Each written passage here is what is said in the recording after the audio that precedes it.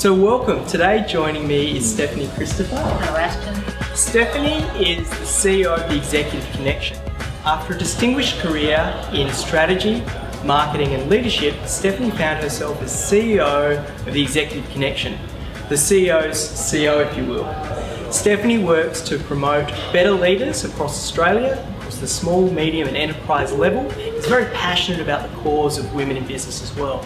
So welcome today, Stephanie. We're going to ask some questions about how leaders lead in a changed environment, in a disruptive environment.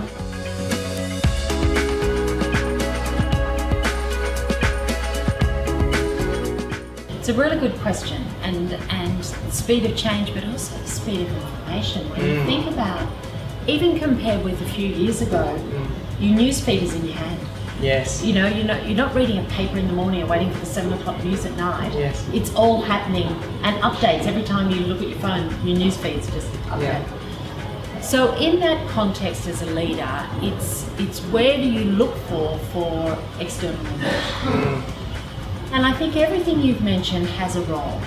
So a formal board or an advisory board, depending on the size of the organisation, may be number one, either critical for governance or something that will really help you make sure that you're keeping the organisation in check and you're managing it appropriately and certainly complying with whatever you need to be. Yes. I think then the idea of an external consultant works very well for a particular part of your strategy implementation. Right. Yep. So if there's a project or even a part of your business that you're outsourcing, and a lot of organisations do that on the strategic marketing or digital side. Yes. Then that consultant is a very important part, provided you're managing where they fit in. Yep. Okay. So non-core defined role. Exactly. Yep. Beautiful. Now a peer network, we find, and I've learnt through my own experience, Yes. is such a powerful way to get a different lens on the organisation and on yourself as a leader. Yes. To hear someone in a non-competitive business, you may not even understand what their business is, and that may not even be relevant. Yes.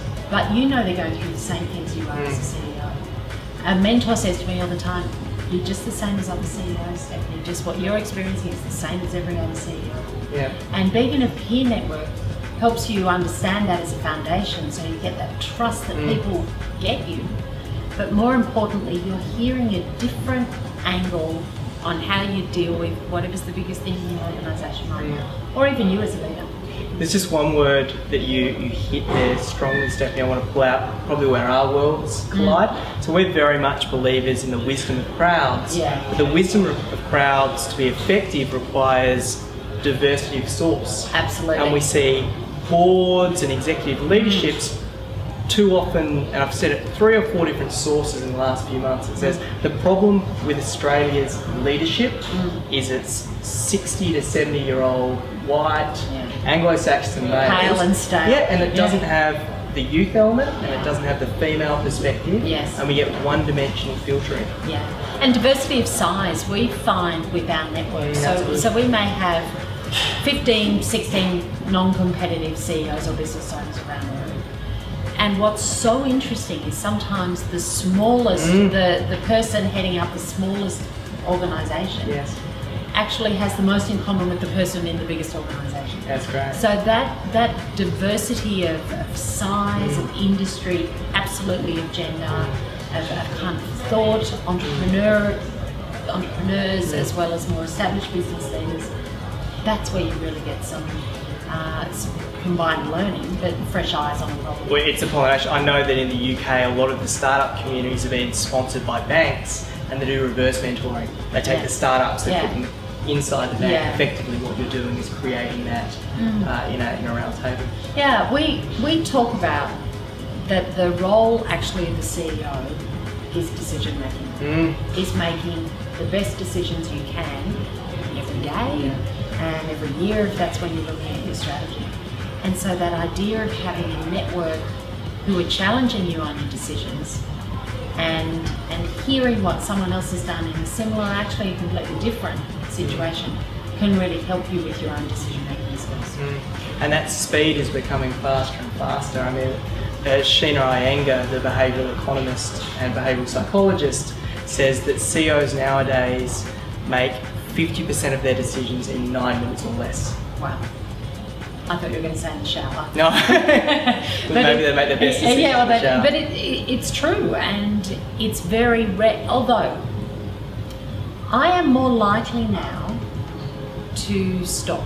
Yeah. So I find it really easy, and I quite enjoy a quick decision because you don't have to analyse or evaluate all the alternatives. Sometimes you are required to, but actually that idea, I'm more likely now, and I think my peer network has helped that, to kind of slow down a little bit. Someone said to me once, in the Matrix, when the bullets are flying, he slows down. Yeah. And that whole idea of just deliberately slow down. And even if it's saying, actually, let's catch up with this on Friday or whatever, to stop.